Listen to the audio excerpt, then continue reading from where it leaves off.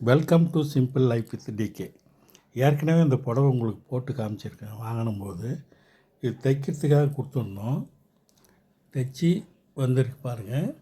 புடவெல்லாம் அழகாக தைச்சிருக்காங்க. ஃபால்ஸ் வச்சு இந்த மாதிரி சைடில் டிசைன் வச்சுருக்காங்க. ப்ளவுஸ் வந்து பாருங்கள், கழுத்து இந்த மாதிரி வச்சுருக்காங்க. கையிலையும் டிசைன் வச்சுருக்காங்க.